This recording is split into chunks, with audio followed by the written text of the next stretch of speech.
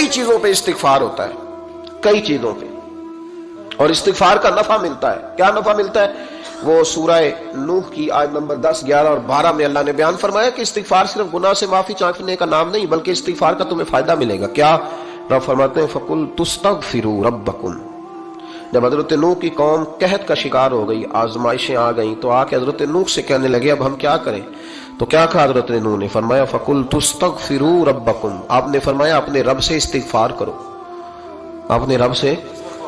انہوں نے قحط کی بات کی، انہوں نے کہا کہ کھیتیاں اجڑ گئی ہیں، بارش نہیں ہو رہی، قحط کی بات کی۔ آپ نے کیا کہا؟ استغفار کرو، کیونکہ انہ کان غفارا، بے شک اللہ بڑا ہی بخشنے والا۔ وہ کیا کرے گا؟ یرسل السماء علیکم مدرارا، وہ تم پر موسلا دار بارش برسائے گا۔